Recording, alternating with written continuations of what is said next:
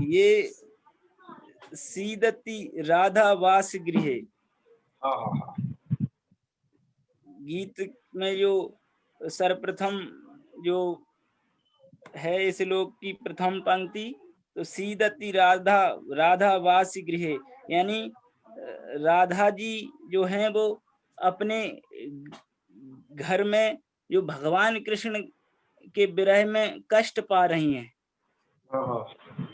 तो वो दिशाओं में दिशि दिशि पश्यति, वो दिशाओं में देखती रहती हैं, निहार रही हैं उन भगवान श्री कृष्ण को। इस तरह से इस श्लोकों का भाव है, भगवान कृष्ण और राधा जी का प्रसंग है। जी जी। अब आपकी स्क्रीन के सामने है अनिरुद्ध जी, आप उसे देख भी सकते हैं। जी जी जी। वदतु, कहिए जी प्रारंभ करिए। जी।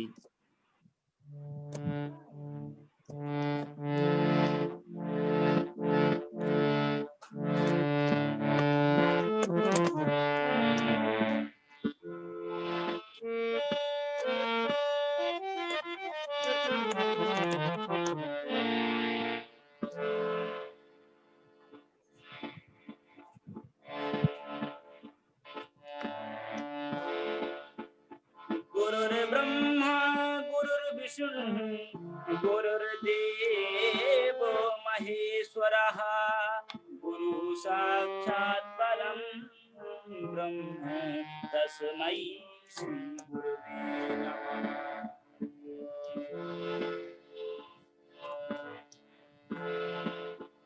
वंशी विभूषित कर नवनीरदाभर, पीतांबर दरुण बिंब फला दरुष्ठा, सुंदर मुख दरविंद नेत्रात्, कृष्णात् परं किमपि तत्त्वमहं न जाने।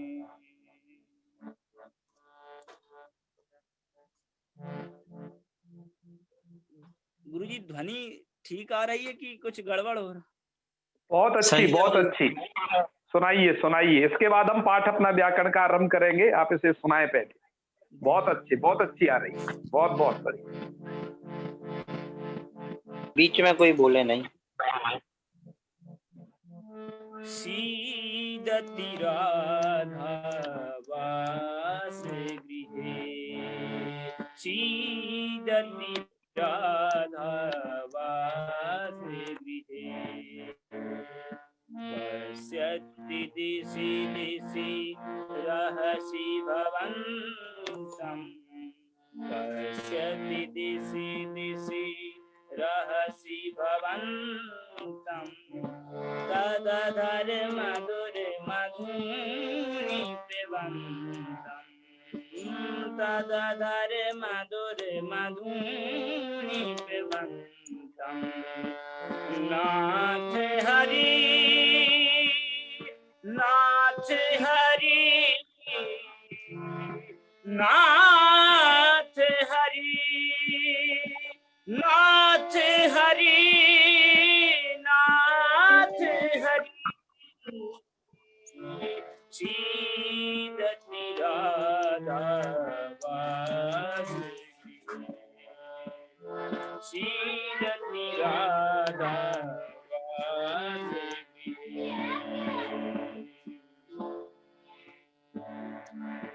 वदति शरण रघ सेन बलंती, वदति शरण रघ सेन बलंती, पतति पदानि कियन्ति चरन्ति, पतति पदानि कियन्ति चरन्ति, नाथ हरि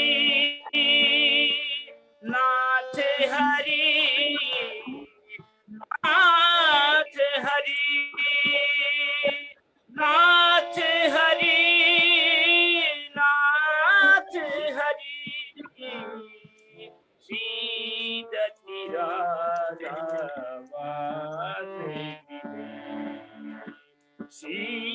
सीदति राधा वास गृहे विशद विष किसलय बलय विशद विष किसलय बलय जीवति परमी है परती कलय जीवति परमी है परती कलय नाथ हरि नाथ हरि नाथ हरि नाथ हरि नाथ हरि सीदति राधा वास गृहे सीदति राधा वास गृहे सीदति राधा वास गृहे।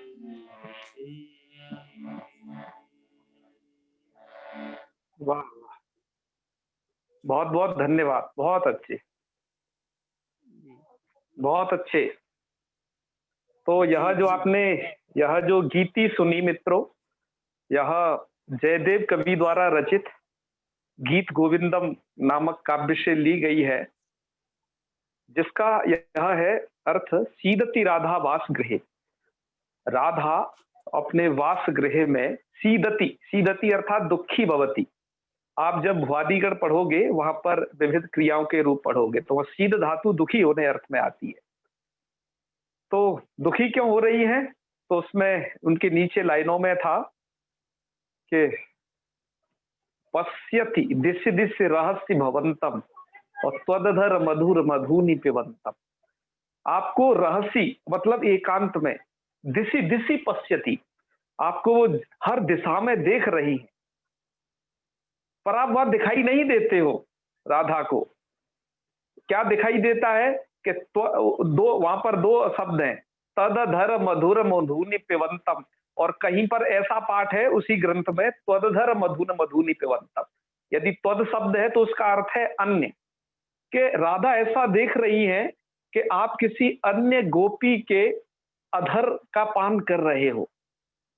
ऐसा देखते हुए वो दुखी हो रही हैं। तदधर मधुर मधुनि पिबंतम तो शीदति राधा वास गृहे। इस गीत की पंक्तियां थी मित्रों। गीत गोविंदम ऐसा अद्भुत गीति काव्य है जिसका हर एक, यह तो इसका एक गीत है, हर एक गीत उस श्रृंगार रस से, कहीं भक्ति रस से ओतप्रोत है। यह तो इन्होंने गुरुजी महर्षि पाणिनि वैदिक विश्वविद्यालय उज्जैन में गाया था, इन्हें फर्स्ट पुरस्कार मिला था, मैंने लाइव सुना था इन्हें, बहुत ही अच्छा गाते हैं भैया।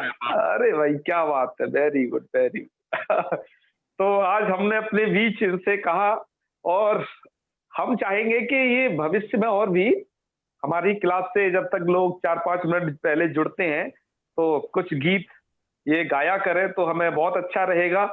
इससे यह संस्कृत में जो गीत की परंपरा है व्याकरण पढ़ते पढ़ते तुम सोचोगे क्या इसमें वही करते रहते हो सब, ये तो थोड़ा साहित्य का थोड़ा इसका समावेश होगा संगीत का, तो आपको और भी अच्छा लगेगा इससे।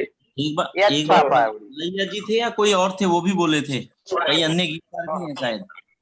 हाँ, तो हम आप लोगों में से भी जो अच्छे गीतकार होंगे उनको सुन करके, उनको सिलेक्ट करके वाकायदा सबको मौका देंगे, जिससे कि हमारे सरस्वती वंदना भी रख सकते हैं अपन, अच्छा लगेगा। जी, बिल्कुल। तो हमारे कई सारे लोग, हमको लगभग फेसबुक पर भी हजारों लोग देखते हैं, तो ऐसी चीजों को जब वो सुनेंगे कि संस्कृत के बीच में इस प्रकार के लोग हैं तैयार कि जिनकी वाणी सुनने के लिए बहुत सारे लोग फिर आगे चल के लालायित होंगे, उनकी वाणी से लाभान्वित भी होंगे कि संस्कृत में इस प्रकार की जो गान परंपरा सामवेद में बताई गई, उसके बाद जो परंपरा का विकास हुआ वो आप सब देखोगे। तो इन्होंने संगीत शास्त्र में बहुत श्रम किया है, व्याकरण शास्त्र में इनकी परम निष्ठा है, उसमें भी परम श्रम है, और श्रीमद् भागवत आदि कथाओं के माध्यम से भी इन्होंने जगह जगह अपनी बातों को रखा है। तो खैर ये सब रहा, इनको बहुत बहुत धन्यवाद हमारे इस शिक्षण समुदाय की तरफ से। और फिर हम आज के पाठ में प्रवृत्त होते हैं मित्रों। आज का पाठ बहुत ही मार्मिक है। आज का पाठ प्रकृति भाव संधि पर आधारित है, और वो लोग बिल्कुल भी निराश नहीं हो जो कल के पाठ में नहीं थे, क्योंकि कल का पाठ भी आज के पाठ में आ जाएगा। कल एक सीढ़ी नींव रखी गई थी आपको बताने की, तो वह आपको एकदम आज का पाठ समझ में आने वाला है बहुत अच्छे तरीके से, क्योंकि कल का पाठ उसमें ये बनेगा। तो कल का पाठ भी आज के में आएगा, चिंता न करें। हम प्रकृति भाव संधि में प्रवेश करते हैं और आइए देखते हैं। वैसे तो प्रकृति भाव संधि में हमारा प्रवेश हो चुका है। आज हमें जो पढ़ना था, पहले कल की आपको एक स्लाइड दिखा देते हैं। जो लोग कल नहीं हो पाए थे वो एक बार उसे देख लेंगे तो उनके लिए अच्छा रहेगा। मित्रों, कल हमने जो आपको पढ़ाया था वह सूत्र था सर्वत्र विभाषा गो। प्रकृति भाव संधि का इसमें हमने आरंभ किया था, और प्रकृति भाव संधि के अंतर्गत आपने ये सब उदाहरण पढ़े थे। गो अग्रम, ये प्रकृति भाव संधि का उदाहरण है। एक उदाहरण पढ़ा था। ये इस सूत्र द्वारा निष्पन्न होता है, सर्वत्र विभाषा गो द्वारा। प्रकृति भाव कहते किसे हैं यह आपने जाना था कि स्वभावेन अवस्थानम प्रकृति भाव, अर्थात संध्यादि विकार शून्यम, अर्थात जहां संधि इत्यादि कोई विकार न हो तब आप समझ लेना कि हाँ जी यह क्या है, यह प्रकृति भाव ही है। तो ये है प्रकृति भाव के संधि इत्यादि विकार न होना। तो ये आपने कल उदाहरण पढ़े थे। यहाँ पर यहाँ पर क्या नहीं, यहाँ पर आपका नहीं है, और मतलब गो शब्द एगंत नहीं है, और यहाँ पर इसलिए नहीं होता है गो अस में कि यह जो है आपका यह पदांत नहीं है, क्योंकि पदांत भी होना चाहिए, तो ये पदांत नहीं है गो शब्द। तो ये आपने कल पढ़ा, और जिनको कुछ हो वो कल की वीडियो अवश्य देख लें, उन्हें ये पता चल जाएगा। अब हम आज बढ़ते हैं, आज की क्लास में बढ़ते हैं मित्रों कि आज हम आपको किस तरीके से इसे बताना चाह रहे हैं वह देखिए। तो आज का नया टॉपिक अभी आपको इससे पहले दिखाया था, वह भी यही है, लगभग थोड़ा सा अंतर है। वो अंतर क्या है यह आप लोगों के समक्ष ये रहा। आज भी हमें इसी गो अग्रम प्रयोग के आगे की सभी सिद्धियां करनी है। आप आज के पाठ को बहुत ध्यान से सुनेंगे, क्योंकि आज जो आपको बताया जा रहा है शायद वो आपकी किताबों में सूत्रों का क्रम वैसा नहीं है, प्रयोगों में भी कुछ ऐसी दिक्कत है, ठीक है ना, तो हम आपको वो भी बताएंगे।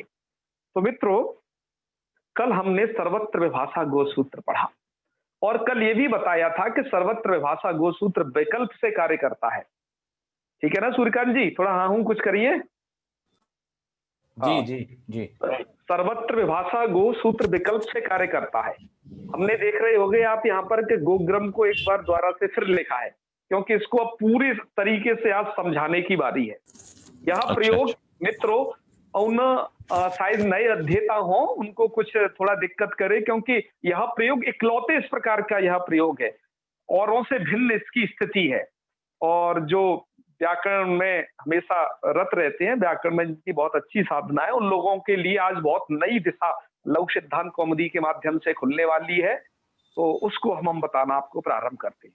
मित्रों, कल हमने आपको बताया था कि गो अग्रम ऐसी स्थिति होने पर यह एक सूत्र आपने कल जो पढ़ा था सर्वत्र विभाषा गो, उस सूत्र के द्वारा क्या हो जाता है, प्रकृति भाव हो जाता है।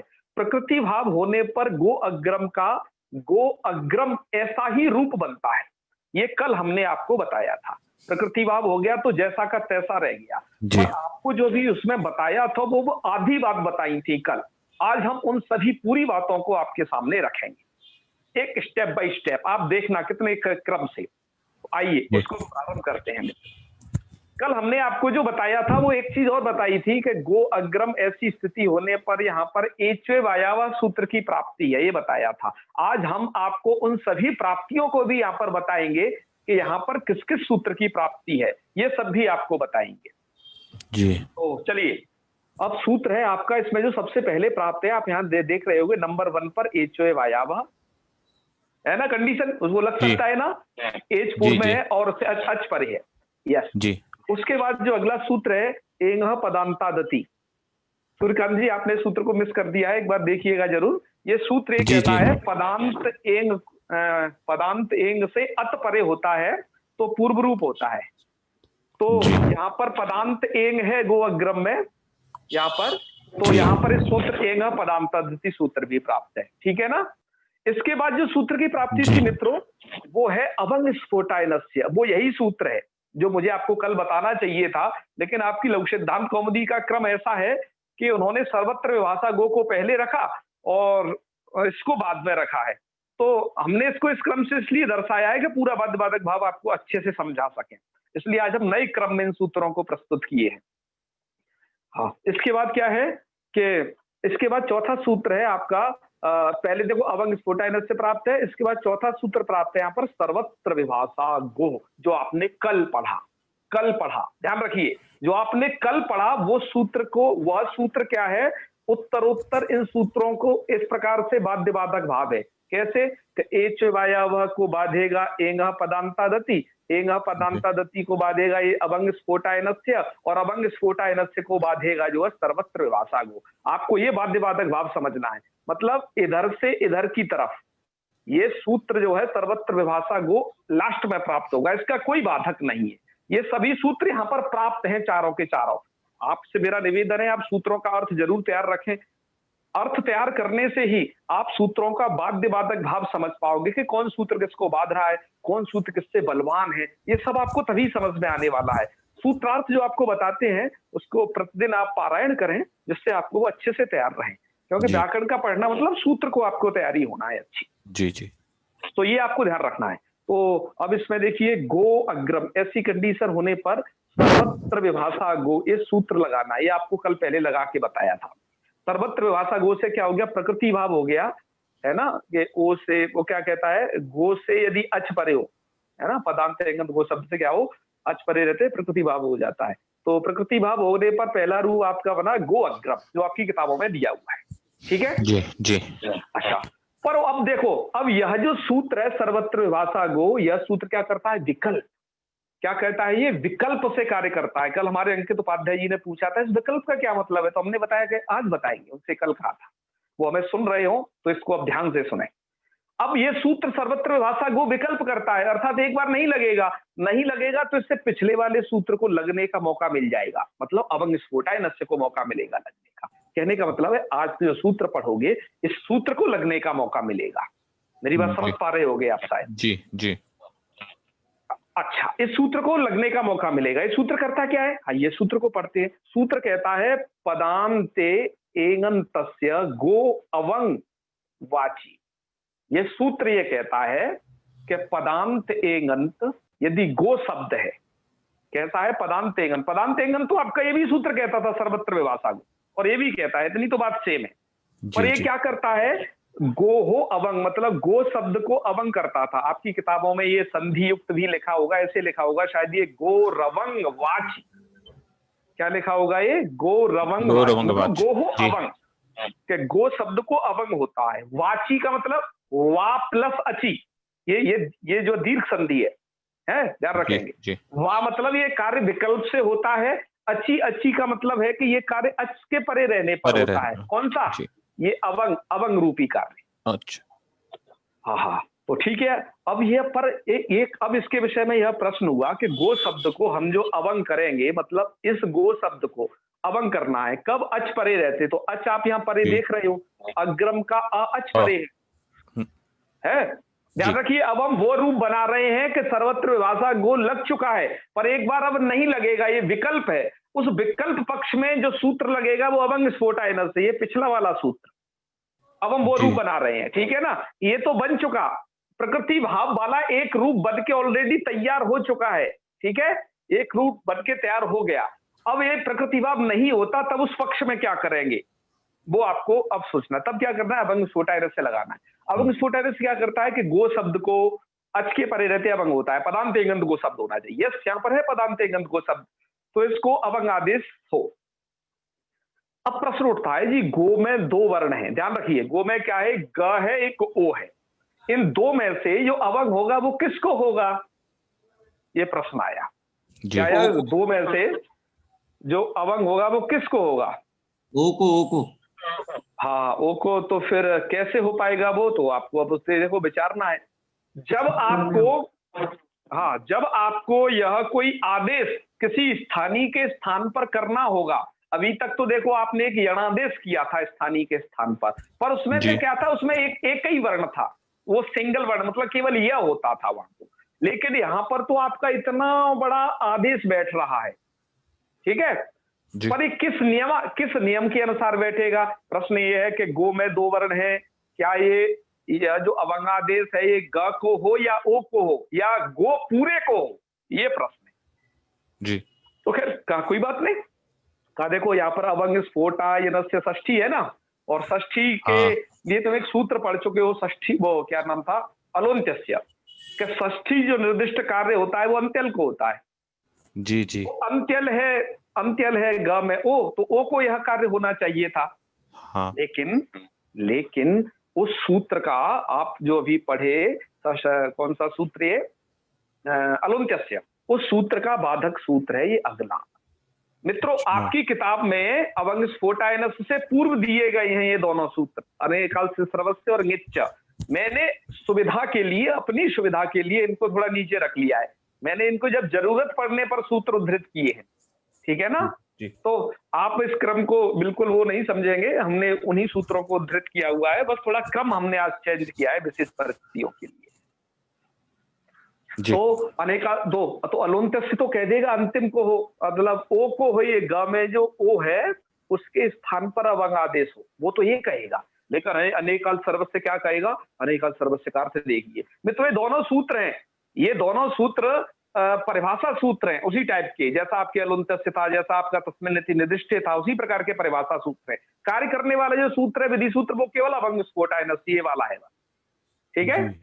अच्छा। हाँ। जी तो अनेकाल सर्वस्य क्या कहता है, इसको हमेशा याद रखे ना, आगे के लिए भी जब भी आपको आदेश करना हो किसी के स्थान पर, तो ये चीज चेक कर लेना बहुत जरूरी है, जो आपके लिए अब जरूरी है। क्या है ये सूत्र, क्या कहता है कि यह आदेश अनेकाल, पहली शर्त इसकी यहां तक, अनेकाल तक, यह आदेश अनेकाल, जो आदेश अनेकाल हो, अनेकाल का मतलब अनेक प्लस अल, यहाँ सवर्ण दीर्घ हो गया है तो अनेकाल, अच्छा। अर्थात जी। जिसमें बहुत सारे अल हो। अल का मतलब है कि संपूर्ण वर्ण, अल का मतलब क्या है, टोटल सभी वर्ण।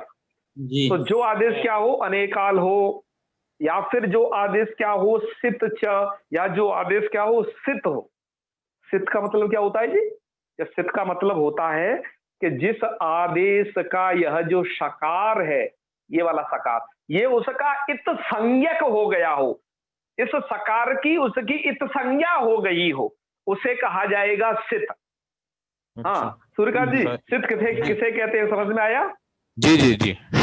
जिस प्रकार की इत संज्ञा हो गई हो, वो सित कहलाएगा। ऐसे ही मित्रों आपको इस में लघु सिद्धांत कौमुदी में एक शब्दावली सर्वत्र मिलेगी, कहीं सित, कहीं पित, कहीं टित, कहीं नित। तो उन सबका अर्थ क्या होगा, आज ये भी क्लियर कर लीजिए कि जैसा साहित हो गया तो वो क्या कहलाएगा, सित, ठीक है। जी जी। अब आप उस टोन को बोलते हैं, जिसका प इत हो जाएगा वो क्या कहलाएगा, पित्त। पित, बहुत अच्छे। जिसका ट इत हो जाएगा, इत मतलब इत संज्ञक, तो वो क्या कहलाएगा, पित्त। पित। और जिसका क इत संज्ञक हो जाएगा वो क्या कहलाएगा, कित। कित। ऐसे ही पूरे व्याकरण में समझना इस बात को, ठीक है मित्रों। जी। अनेकाल से सर्वस्य सूत्र यह कहता है कि जो आदेश या तो अनेकाल हो या फिर सित हो, तो वो क्या होता है, सर्वस्य स्थाने भवति, वो सबके मतलब संपूर्ण के स्थान पर हो जाता है। आइए अवंग आदेश को चेक करिए, यह अवंग आदेश कैसा है, ये सित है या अनेकाल है, किस कैटेगरी में आ रहा है? दो चीज है, ये आदेश सित है या अनेकाल है, बताइए दोनों में से क्या है अवंग आदेश, बताइए। अनेकाल है। अनेकाल। हाँ ये अनेकाल है, इसमें सकार तो है नहीं, अवंग में कहीं स नहीं है, तो ये सिद्ध तो हो नहीं सकता, इसका मतलब इस वाली कैटेगरी से तो बाहर हो गया ही। पर ये अनेकाल वाला, अनेकाल मतलब अ व में भी एक और न, इतने सारे वर्ण है, तो इसका मतलब ये आदेश कैसा हो गया सूर्यकांत जी, अनेकाल। अनेकाल। तो अनेकाल होने से क्या होगा, अब ये संपूर्ण स्थानीय के स्थान पर हो जाएगा, मतलब सर्वस्य स्थाने भवति, मतलब ये पूरे गो के स्थान पर प्राप्त होगा, जी अच्छा या पूरे गो को हो। अलोंतस तो अंत को कह रहा था ना, पर इसने कहा कि जी नहीं पूरे को हो, मतलब पूरे गो को हो। अच्छा, तो फिर पर इस सूत्र का, अच्छा हमने एक चीज और बताइए, अनेकाल के उदाहरण क्या है? अतो विस आइस, ये आगे आपको आगे आएंगे। सिद्ध के उदाहरण क्या है? जैसा सी या इदम इस, ये सब अजंत पुल्लिंग प्रकरण में आएंगे। हमने उदाहरण इसलिए डाल दिए हैं, कुछ जिज्ञासु लोग इनको अलग अलग भी समझे। चलो, अब पर मित्रों, अब यहाँ पर अनेकाल होने से, अवंग आदेश के अनेकाल होने से पूरे गो के स्थान पर, मतलब गा प्लस ओ दोनों के स्थान पर यह अवंग आदेश प्राप्त होगा। लेकिन इस सूत्र का भी एक बाधक सूत्र आगे आ जा रहा है, नित्य सूत्र। नित्य सूत्र क्या कहता है? नित अनेकाल कालपि अंतस्यैव स्यात्, अर्थात यदि आपका आदेश नित है, ध्यान दीजिए, आपका आदेश क्या है? यदि गित है, यदि आपका आदेश नित है तो वो अनेक काल स्यापी, शायद यहाँ कुछ छूट गया है, अनेक कालपि मैंने लिख दिया है, नित अनेक काल स्यापी, यहाँ छूट गया है। तो नित आदेश अनेकल होने पर भी अंत्यस्यैव स्यात्, वो अंत्य को हो जाता है। तो आपका अवंग आदेश नित है और ये अनेकाल भले ही बना रहे, फिर भी वो किसको होगा? अंत्यस्यैव स्यात्, अंत्य को ही होगा। आप देखिए मित्रों, अवंग आदेश आपका जो है इसमें न की संज्ञा हो जाती है। न की संज्ञा हो जाने के बाद जो आपका अवंग आदेश बचता है वो अ व ऐसा पूरा बचता है। जी क्या है? अ व, ये इसमें शेष बचेगा। ठीक है, ध्यान रखिएगा। तो ठीक है, हमारी अब समझ में आ गया कि यदि आदेश नित होता है तो इसका न संज्ञा क्या था? ये नित है, तो वो क्या होता है? अंत्य को ही होता है। तो हम बिल्कुल क्लियर निर्णय कर लिया कि हमारा जो अवंग होगा वो अंत्य को होगा, मतलब इस ओ के स्थान पर हो जाएगा केवल। ठीक है, तो ठीक है, बिल्कुल हम अवंग आदेश कर लेते हैं। अवंग आदेश करने पर जो कंडीशन बनी वो ये वाली कंडीशन है, आप देख लीजिए। हमने उसमें से गा के इत संज्ञा कर दी है, तो स्थिति बनेगी आपकी ग, अव और अग्रम। अयादी हो गई ना सर? अयादी नहीं, अयादी में तो जो अब होता है, ध्यान रखना, वो हलंत होता है, ऐसा वह। अच्छा, जी जी जी। पर इसमें क्या है? अब आदेश अदंत है। अदंत मतलब वा में भी अ है, ये आपको ध्यान में रखना है सदैव। जी हाँ सर, जी हाँ, समझ गया। अयादी करते तो इसको प्रारंभ क्यों करना था? इसको नहीं करते फिर तो ना। ये बस आपको ध्यान रखना है। दोनों में अंतर समझ में आया पंतोला जी? जी जी, जो अवंग का न है, तो नित्य से न की इत संज्ञा होगी तो अव बचा वो वहां पर दिख रहा है। हाँ, कि वह तो वह में तो अब बच ही जाएगा ना, वो थोड़ी ना जाएगा। जी जी, बचेगा वो कहाँ, वो कहीं नहीं जाएगा। इसलिए इस वाली स्थिति में देख लीजिए, हमने वैसा ही लिखा है, ग, अव और अग्रम, यही तो बचेगा ना। यही ऐसी स्थिति तो होगी, ओ को अवंग आदेश हो जाएगा। अब आप क्या कर दीजिए, अब आप इन दोनों आकार का, मतलब व में अ का और इस वाले अ का सवर्ण दीर्घ कर दीजिए। सवर्ण दीर्घ करने पर जो कंडीशन बनेगी वो बनेगी आपकी गवाग्रम, ये रूप बन जाएगा। जी, तो मतलब आपने जब सर्वत्र विभाषा गो लगाया, ध्यान दीजिए, एक बार फिर से आपकी रिहर्सल करवा रहे हैं। सर्वत्र विभाषा गो से प्रकृति भाव किया तो गो अग्रम रूप। सर्वत्र विभाषा गो विकल्प करता है तो अवंग स्फोटाय नस्य लगाया जी। अवंग स्फोटाय नस्य से अवादेश कर दिया तो दूसरा रूप होगा गवाग्रम रूप। जी, ठीक है जी जी। पर आपको याद हो तो ये भी वाची, ये भी विकल्प से करता है अवंग स्फोटाय नस्य अवंगादेश। जी जी जी, ये भी विकल्प करेगा तो एंगा पदांता दति तक बात पहुंच जाएगी।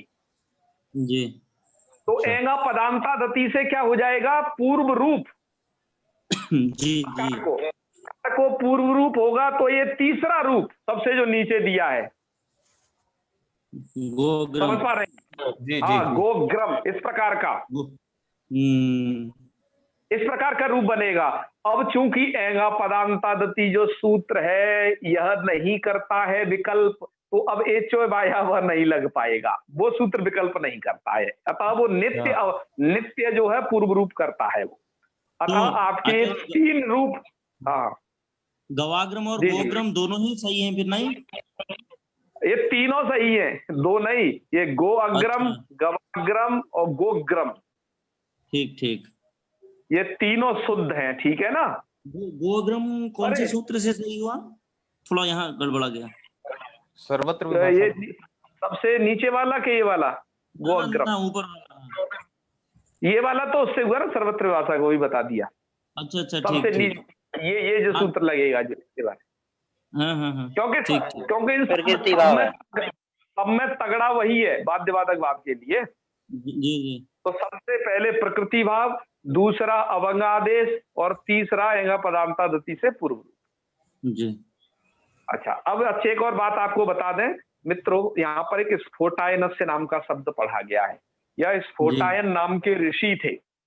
पाणिनि जी ने उन स्फोटायन ऋषि का मत उद्धृत किया है, ठीक है ना। अच्छा पाणिनि जी ने उन स्फोटायन मती ऋषि का मत उद्धृत किया है कि स्फोटायन ऋषि यह चाहते हैं कि गो शब्द को अवंगादेश होता है, और पाणिनि जी क्या चाहते हैं, पाणिनि जी तो सर्वत्र विभाषा गो चाहते हैं, तो पाणिनि जी प्रकृति रूप प्रकृति वाला चाहते हैं, ये वाला अब अगर स्फोटायन जी वाला स्फोटायन ऋषि के मत में ये होता है, और पाणिनि जी के मत में एक इस प्रकार का भी रूप होता है। तो ये तीन रूप अलग अलग बनते हैं।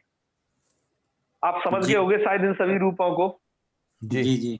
मैंने इसको इस तरीके से रखा, आपने देखा हमारे क्रम में, देख लीजिए हमारे हिसाब से क्या होना चाहिए, सर्वत्र विभाषा गो को यहाँ होना चाहिए, फिर अवंग स्फोटायन से ऐसे ऐसे। अच्छा, अब देखो यहाँ पर क्या है कि गवाग्रम और गोग्रम ये रूप यहाँ दिए हैं, और आपकी लघु सिद्धांत कौमुदी में क्या है कि गोग्रम नाम का ये रूप एक बार वहां भी दे दिया है सर्वत्र विभाषा गो के नीचे, जी ठीक है ना। एक बार मैं आपको लाओ दिखा भी देता हूँ, आज मैंने उससे लघु सिद्धांत कौमुदी का स्क्रीनशॉट लिया है कि आप लोग जी जी आप लोग उसे ठीक भी कर सकें कि आपको किस तरीके से पठन पाठन अपना चलाना है, मैं आपको वो दिखाना चाहता हूं। चलिए मित्रों, देख आप यहाँ पर स्थिति देखिए क्या क्या हो रही है कि सर्वत्र विभाषा गोसूत्र यहाँ इन्होंने दिया, ठीक है। यहाँ पर इन्होंने क्या किया, गो अग्रम दे दिया और गोग्रम यही दे दिया, जो कि नहीं देना चाहिए था। अवंग स्फोटायन पे उधर आगे चल के देना चाहिए था, ठीक है। जी। अच्छा जी ये तो मेरे ए वाले तो बीच वाले समझा दिए थे आपको कि ये कैसे कैसे बनेंगे, ये कल बात समझा दी थी। अच्छा, अनेकाल सर्वस्य अंगिच, ठीक है, अच्छा है देना, अच्छी बात है। अब मैं अवंग स्फोटायनस की बात कर लेता हूं कि जिसको आपको जहां क्या बताना चाहिए था। ये अवंग स्फोटायनस सूत्र है आपका, यहाँ देख रहे होगे मोटे अक्षरों में लिखा हुआ है ऊपर लाइन से ऊपर। जी जी। और अवंग स्फोटायनस के इन्होंने यहाँ पर क्या क्या दिए हैं, देखो यहाँ पर इन्होंने पदांते एंगंत से गोअवंग बाची, और फिर गवाग्रम एक बार गोअग्रम फिर दे दिया है। यहाँ पर आप ध्यान से देखिए, आपने एक गोअग्रम ऊपर पढ़ा, आपने एक गोअग्रम कहाँ पढ़ा, ऊपर पढ़ा था, ध्यान है ना। जी जी जी सर, ये वाले सूत्र में। एक ये यहाँ पढ़ा है आपने गोग्रम, एक यहाँ ये रहा जी। और फिर द्वारा से नीचे गोग्रम दे दिया है। ये कंफ्यूजिंग की स्थिति बनती है इस सब चीज से।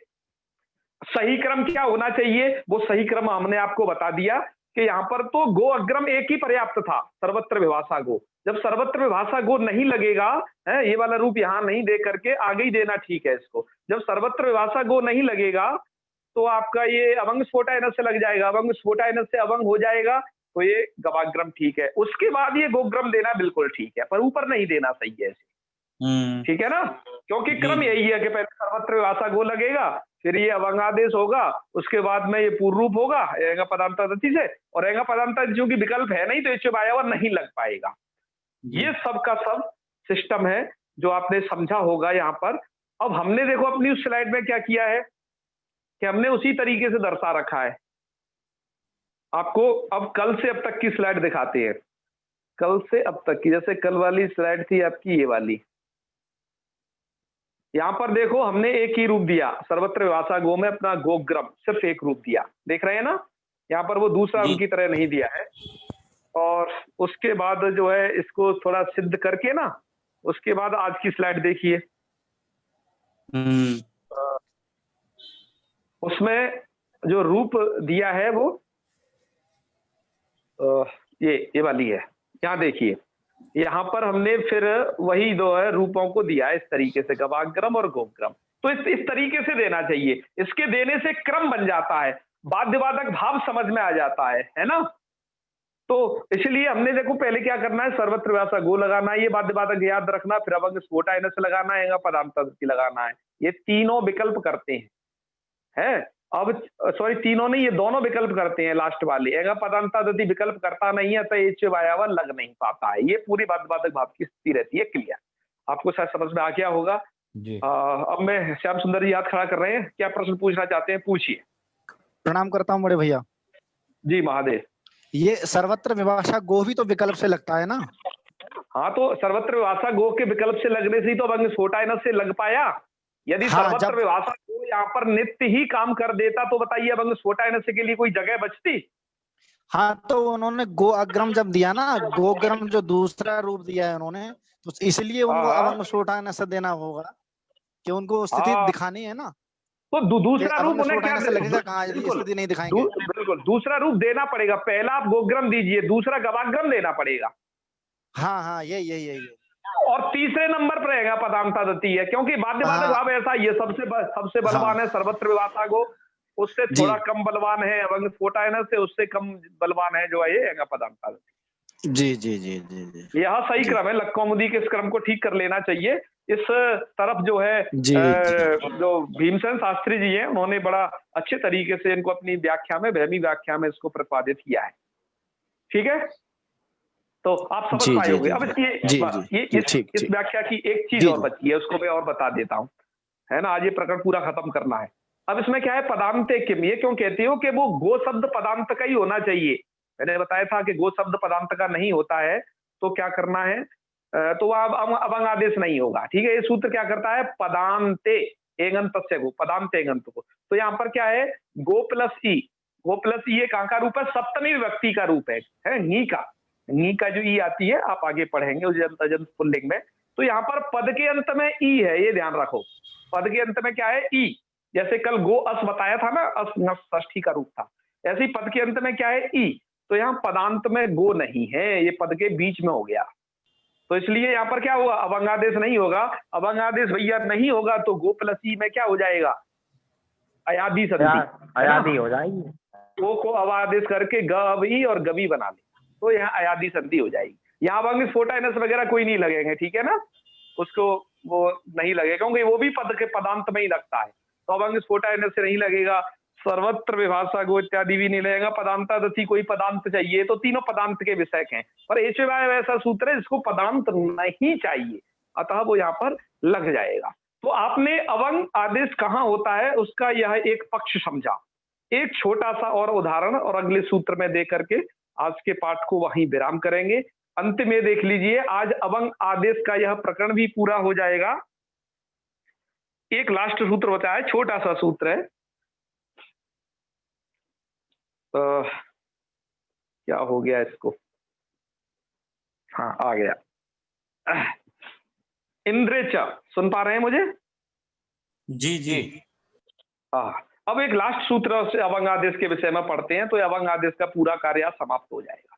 इंद्रेच सूत्र है। इंद्रेच सूत्र क्या कहता है मित्रों, कि गो शब्द को अभंग आदेश होता है गो रवंग स्याद इंद्रे। अर्थ करना सीखिए कि गो रवंग का मतलब गो हो अवंग, गो शब्द को अवंग होता है। स्यात मतलब होता है, इंद्रे मतलब इंद्र शब्द जब परे रहे तब। तो ठीक है भाई, ये सब अभंग आदेश करेगा। चलो प्रश्न उठता है जी, गो इंद्र में तो ये आपका जो पिछला सूत्र है, क्या नाम है उसका, ये यही कर देगा क्योंकि वो सूत्र तो बहुत लंबा चौड़ा मांगता है ना, अच परे रहते कहता है गो शब्द से। तो यहाँ पर वो वही कर देता। तो कह रहे हैं जी यदि वो सूत्र करता तो वो नित्य करता, मतलब वो विकल्प नहीं, वो सूत्र विकल्प से कार्य करता है। अच्छा। वो सूत्र क्या करता है, विकल्प से कार्य करता है, और हमें चाहिए यहाँ पर नित्य अभंग आदेश हो। तो इंद्रेच सूत्र को इसलिए बनाया गया कि यहाँ पर नित्य अभंग आदेश हो जाए। नित्य मतलब ये दो रूप ना बने, एक ही रूप बने, एक ही बने। तो चलिए ठीक है, करते हैं। गो को इंद्र शब्द के परे रहते अभंग आदेश करेंगे। तो अभंग कैसे होगा, सबसे पहले अलुंत सूत्र कहेगा कि वो अंत को, अनेक सर्वस्व कहेगा कि नहीं वो संपूर्ण स्थानी के स्थान पर हो, और नित्य सूत्र आखिर में कहेगा कि नहीं जो आदेश नित्य होते हैं वो अनेकाल रहने के बावजूद भी संपूर्ण के स्थान पर हो जाते हैं, वो अंत के स्थान पर हो जाते हैं। तो इसलिए ओ को अभंग आदेश हो गया। तो ओ को अभंग आदेश जब स्थिति हो गई तो आप ये देख लीजिए अगला ऐसा बनेगा गो, वो ग अवंग इंद्रा, ठीक है। अब अवंग का क्या बचता है, अब तो तीसरी स्थिति बनेगी ग अव इंद्रा, ठीक है। जी अब क्या होगा, अब आदेश होने के बाद देखिए, अब मैंने बताया ना ये अकार भी रहता है साथ में, तो देखो मैंने उसी का दर्शन कराया है आपको, ग अब इंद्रा। अब क्या करना है, अब आ के बाद ई है तो गुण हो जाएगा, गुण हो जाएगा तो ए गुण हो गया, आप यहाँ देख पा रहे होगे, ग अब ए इंद्रा, ये दोनों दो वर्णों के स्थान पर होता है, पूर्व और पर, इसलिए आ और ई, ठीक है। संदीप जी म्यूट करिए। अच्छा, अब इसको जब आप मिलाएंगे, तो जब इसको वर्ण सम्मेलन करेंगे तो ये क्या बन जाएगा आपका गवेंद्रा, ऐसा रूप बनेगा मिलाकर। तो यह आपने यह पढ़ा प्रकृति भाव संधि से स्टार्ट करके, और बीच में ये अवंग आदेश कहाँ घुस जाता है, जो कुछ एचओए वाया वा के अब से मिलता जुलता है, पर दोनों में अंतर ये है कि इसमें आकार होता है उसमें आकार नहीं होता है इत्यादि, ये सब उसमें मूलभूत अंतर है। यह आपने आज का पाठ में जाना। तो अवंग आदेश की यह कंडीशन, और मित्रों हम अवंग आदेश को लेकर के आपको ग्रुप में आज एक कार्य भी देंगे, उसको आप करिए, देखिए। हमने आपको ये भी तो 2-3 उदाहरण दिए, ज्यादा नहीं दिए, ये 2 उदाहरण है, अन्य भी उदाहरण है। ये संधि कहाँ होती है, अवंग आदेश कहाँ होता है, इसको भी आप समझ पाएंगे अच्छे तरीके से। तो हम वो उदाहरण भी प्रस्तुत करके आपको ग्रुप में भेजेंगे, आप उन्हें हल करें और देखें कि आप उन्हें कहाँ तक कर पा रहे हैं। यह संधि का विषय थोड़ा कम है और संधियों की अपेक्षा। जैसे आपने गवेंद्र देखा, तो ये गवेंद्र तो बहुत एक रूप तो बनता है, पर कहाँ कैसे बनता है यह आपने समझा, और भी इसके बहुत कम अल्प उदाहरण मिलते हैं। तो यदि आज के पाठ के विषय में आपको कोई दिक्कत हो, आपको कोई समझ में नहीं आया हो, उसे अवश्य पूछें, बार बार आप लोग अभ्यास करें। और इसके बाद हम अब प्रकृति भाव संधि में ही बढ़ रहे हैं। प्रकृति भाव संधि का सेकंड पार्ट अब हम पढ़ेंगे, जिसमें आपको पहले निपात संज्ञा क्या होती है सब बताते हुए प्रकृति भाव संधि का अंतिम पार्ट चल रहा है, यहीं पर संज्ञा प्रकरण समाप्त हो जाएगा, वो सॉरी ये संधि प्रकरण समाप्त हो जाएगा।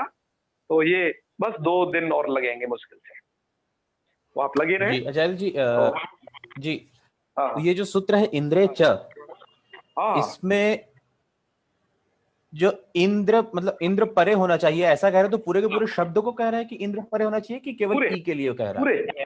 पूरे शब्द के लिए इंद्रे च, इंद्र के साथ सप्तमी ने इंद्र शब्द अच्छा। परे। हाँ, तो देखो इंद्र केवल इंद्र शब्द तो परे यदि रहेगा कोई तो और शब्द जो इकार से आरंभ हो रहा हो उसके लिए नहीं लगेगा अवंग आदेश? हाँ, उसके लिए नहीं लगेगा, केवल इंद्र, ओनली ऑन सिर्फ, है ना। मतलब जी और कोई अन्य शब्द आएगा जो इकार से आरंभ होता है तो वहां पर अवंग आदेश नहीं होगा इस सूत्र के अनुसार? हाँ, गो शब्द से इंद्र शब्द के परे रहते ये सूत्र लगेगा। यह सूत्र बहुत ही स्वल्प विषय है, मतलब केवल कहें तो ये गवेंद्र के लिए है, बस आप ऐसे समझिए। जी और इसके अलावा इसके कोई बहुत ज्यादा प्रयोजन नहीं है, ठीक है ना। जी हाँ जी। और चलिए, एक बहुत उसमें वो गिच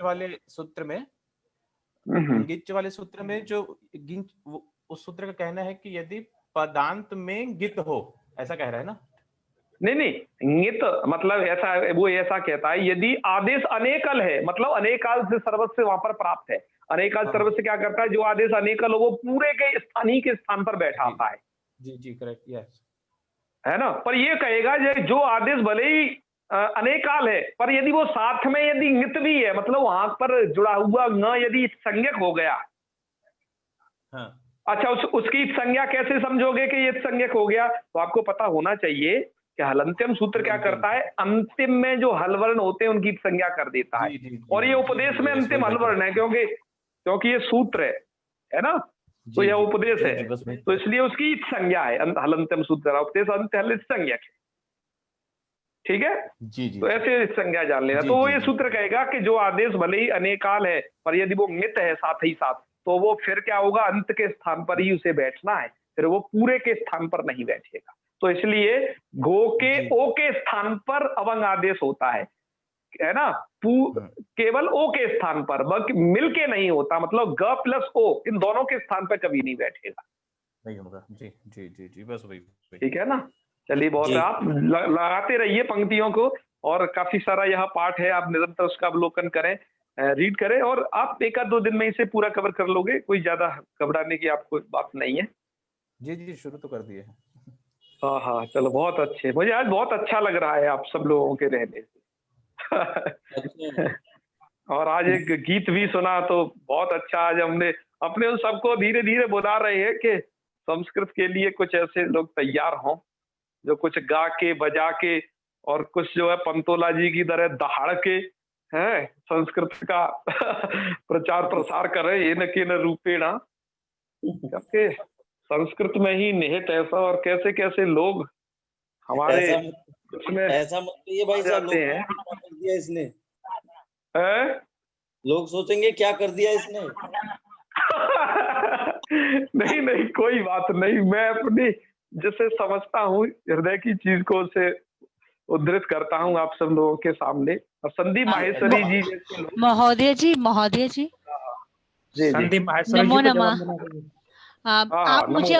आप मुझे अपनी पूर्व रूप और पर रूप वाली स्लाइड भेज सकते हैं ग्रुप में आप। अरे मैंने खूब ना अच्छे से। मेरी 2 क्लासेस मिस हो गई थी बीच में, तो मुझे ना दिक्कत आ रही है। हाँ देखो, मैं वही कह रहा हूँ, ये चैन है मित्रों, यदि ये चैन को आप छोड़ देंगे ना तो बस उसी में दिक्कत आती है। सबसे बड़ी दिक्कत क्या है व्याकरण को पढ़ने में, आपको पता है मित्र, ये कोई कहानी नहीं है कि आपने कोई कहानी आधी सुन ली, आधी बाद में सुन ली, आधी खुद पढ़ लोगे। इसकी एक चैन है। छात्र के साथ यही दिक्कत आती है कि जब वो पढ़ने के लिए जाता है, बीच में कुछ दिन वो गोल हो जाता है, तो फिर पूरी चीज पूरा डिब्बा गोल हो जाता है। इसको पकड़िए, संधि तक तो आपको बहुत क्लियर रहना है, संधि तक आपका समर्पण बहुत जरूरी है। संधि यदि आपने सीख ली, आप व्याकरण समझ जाओगे। मैं कह रहा हूं संधि तक पूर्ण समर्पित रहिए, यह आपके लिए बहुत जरूरी होगा। ठीक है गुरुजी, ना? आपकी वीडियो रीवॉच करनी हो तो कोई क्रम से मिलती नहीं, क्या बात है गुरुजी? आपके मैं देखता हूँ फेसबुक पे।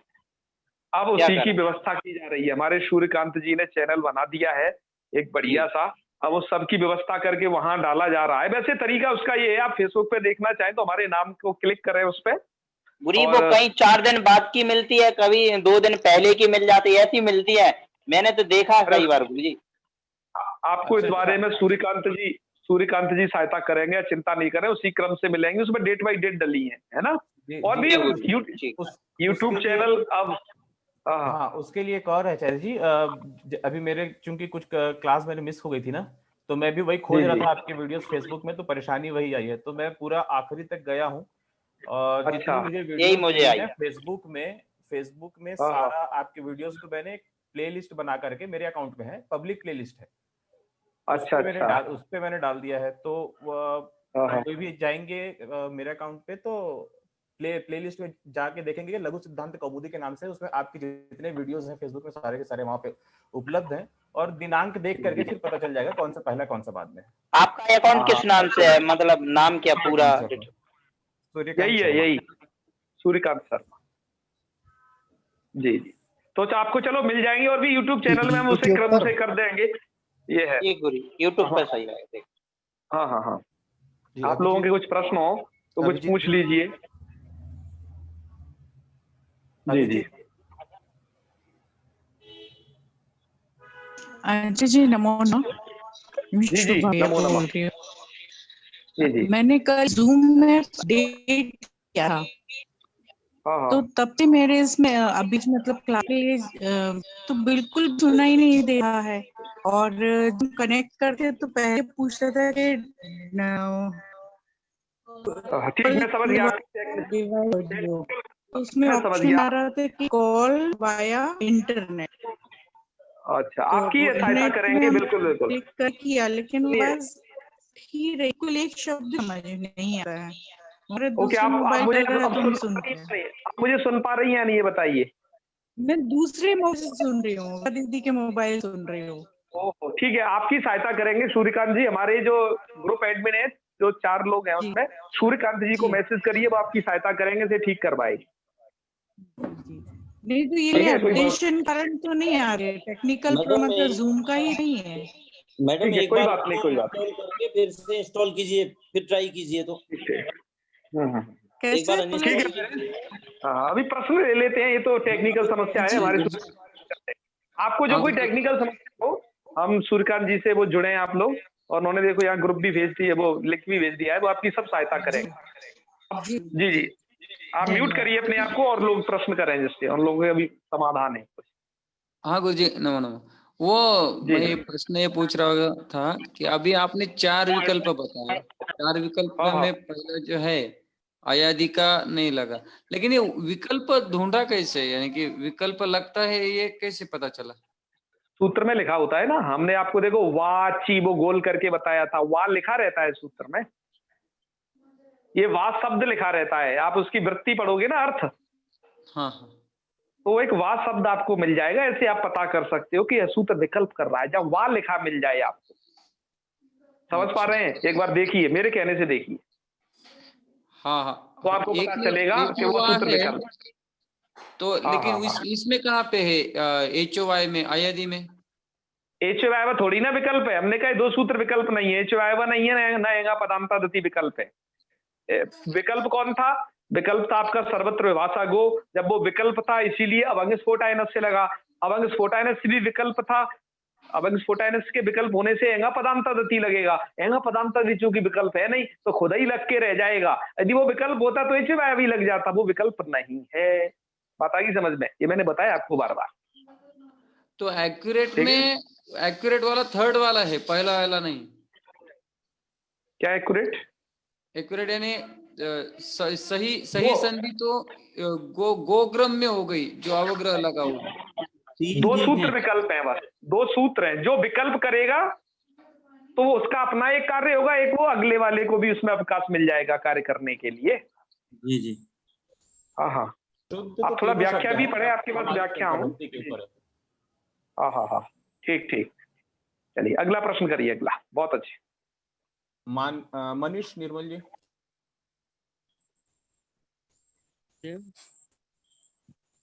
आपका प्रश्न था क्या मनीष जी कुछ? हाँ जी, प्रणाम गुरुदेव। हाँ महादेव, बताइए। गुरुजी, ये सूत्र इसमें लगा है एंगा पदांतदति, जी जी इसमें जी, जो रूप बना है गोग्रम।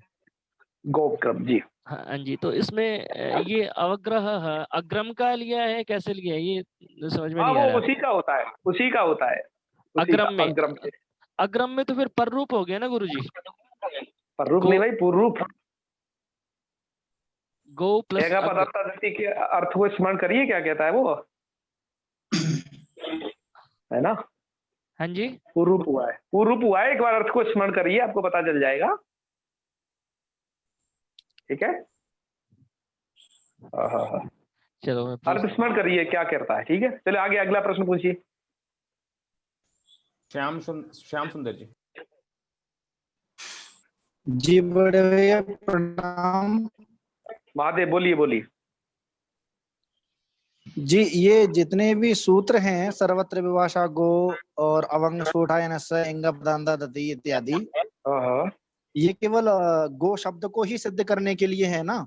गो शब्द के रूपों को, गवाग्रम, गोग्रम, गोग्रम इत्यादि रूपों को सिद्ध करने के लिए, या और भी कोई उदाहरण है?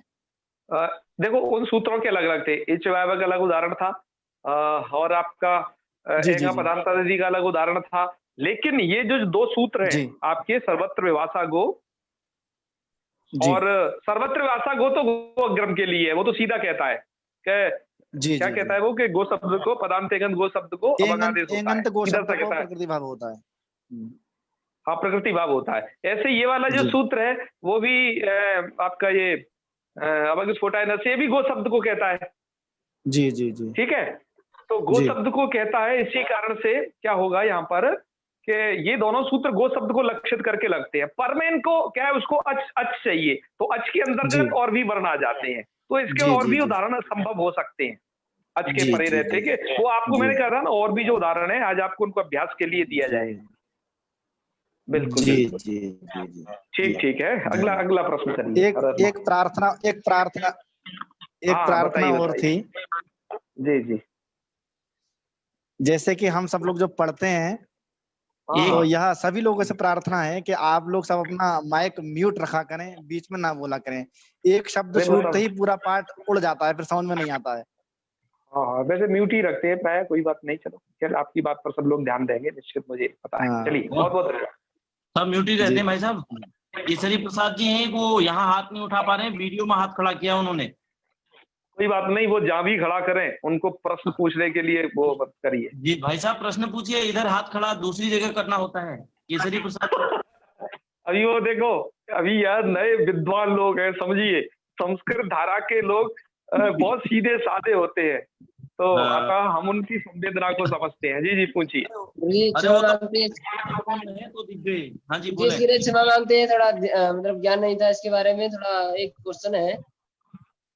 अरे आप क्या क्वेश्चन है, थोड़ा ढंग से बताइए, आप मुझे दिखाई नहीं दे रहे हो। अच्छा गुरुजी, तो वीडियो ऑन कर लें गुरुजी। जी जी यहीं पे करें गुरुजी। हाँ बोलिए गुरुजी, इसलिए कि बोलिए। गो अग्रम है, हाँ गो प्लस अग्रम, उसके बाद गो अग्रम, उसके अंतर्गत है गवाग्रम। हाँ गुरुजी, ये 3 प्रकार के शब्द बनते हैं इसे पर रूप संधि में। हाँ, एक प्रकृति भाव का, दूसरा पूर्व रूप संधि का, हाँ, और दूसरा उसका अवंग का, तीसरा पूर्व रूप संधि का। जी जो गवाग्रम है, गवाग्रम गुरुजी, तो इसमें अयादि संधि तो पूर्ण रूप से दिखाई देता है ना गुरुजी? दिखाई देती है आपको अयादि संधि? हाँ, तो अयादि संधि नहीं होगी ना, उसको बाद दिया है सब जो है सूत्र मिलके।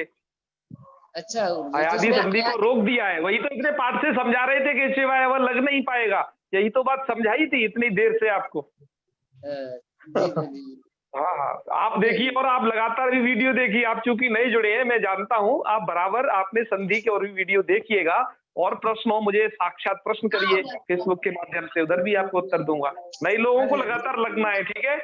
हाँ चलिए, बहुत अच्छा, धन्यवाद। जी भाई साहब। हाँ, अगला प्रश्न करिए। जी नाम लीजिए। अमर कुमार जी हैं बिहार से, उनका प्रश्न और संदीप जी। बहुत दिन का था। जल्दी पूछिए सर, बहुत टाइम हो गया। हाँ महोदय प्रणामी। महादेव महोदय, ये कह रहे हैं, सब समझ में आ गया, फर्स्ट हम पढ़े थे बुक में, तो उसमें दिया था नमोस्ति नमाधान अस्ति, तो उसमें महोदय जब नमोस्ति हुआ तो पूर्व हो गया, तो उसमें महोदय विसर्ग संधि भी हो सकता है क्या? हाँ, वो आगे आएगा, इसका प्रकरण आगे आएगा निश्चित। पदांता दत्ती का विसर्ग संधि के साथ में कहाँ चांस बनता है, ये भी आगे आएगा। बहुत अच्छा, वेरी गुड। विसर्ग संधि में आएगा, चिंता नहीं करिए, छोड़ा नहीं जाएगा, उसे बताया जाएगा आपको। संदीप जी। आचार्य जी नमो नमः। नमो नमः। आचार्य जी, एक छोटा सा प्रश्न है और एक निवेदन है। हाँ बताइए, प्रश्न पूछिए पहले। प्रश्न ये है आचार्य जी, जैसे गवेंद्रा वो संधि है जो, तो उसमें एक तो अयादि लगी पहले, अयादि प्राप्त हुई है, कहिए लगी मत कहा गई, प्राप्त हुई। अच्छा, प्राप्त हुई है, फिर इसके बाद प्राप्त देखो सुनिए, कार्य के होने में और प्राप्त होने में अंतर है। कैसे कि किसी में मार पड़ गई तो उसका मतलब कार्य हो गया, और किसी में मार पड़ने वाली थी, पिटाई होने वाली थी, तो वो प्राप्त है, उसे भी हुई नहीं। ठीक है, इन दोनों में अंतर समझा करिए। तो जैसे इसमें कोई पूछे कि इसमें कौन सी संधि हुई है, तो इसमें तो दो प्राप्त हुई है, दो अयादि और वो हुई है दूसरी। कौन सी संधि हुई है, तो आपका उसमें उत्तर होगा कि इसमें तो प्रकृति भाव हुआ है, वो अग्रम, दूसरा यह अवंग आदेश होकर के और सवर्ण दीर्घ होकर के भी सिद्ध हो सकता है गवाग्रम, तीसरा जो है आपका ये पूर्व रूप होकर के भी सिद्ध हो सकता है। ऐसी 3 प्रकार की संधियां संभव है जी, तीनों शुद्ध मानी जाएंगी। बिल्कुल बिल्कुल ठीक है, तो इसमें प्रकृति भाव संधि होगी। तुम निवेदन भी बता के डालो अब जल्दी। बताइए, जल्दी कीजिए संदीप जी। निवेदन एक है आचार्य जी, कि जो आप सूत्र लिखते हो ना स्लाइड में, हाँ, तो उसके आगे आप सूत्रों का अध्याय वगैरह और कौन से पाद का ये और लिख दिया करे, किसके अनुसार कार्य, ये बहुत तो ये पता चल जाएगा। उससे क्या करोगे संदीप जी? जी अच्छा, जी गुरु जी। देखो भाई साहब, ये तो टाइम बहुत हो रहा है, ऊपर से चले कोई बात नहीं। अरे वो देखो, हम वो लिख दें, कोई बात नहीं। देखो, जहां जरूरत थी, एक बात सुन लें पहले, मुझे सुन लें, जहां जरूरत थी, जैसे पूर्वत्र सिद्धम पर हमने आपको कहा त्रिपादी है, कौन सपादी सूत्र है, ये दिखाने के लिए कायदा वहां डाला था। लेकिन जहां आवश्यकता नहीं है वहां मैं इसलिए नहीं डाल रहा हूं, इसी एक कारण से। और मैंने सबसे निवेदन कर रखा है, लघु सिद्धांत कौमुदी साथ में रखें, वहां पर सब कुछ ये लिखा हुआ है, ठीक है ना? हाँ वो तो आचार्य जी, हाँ ठीक है ठीक है। हाँ जी जी जी, चलिए चलिए, बहुत बहुत बहुत अच्छा। धन्यवाद, बहुत बहुत धन्यवाद आचार्य। हाँ हाँ, आचार्य जी, बताइए।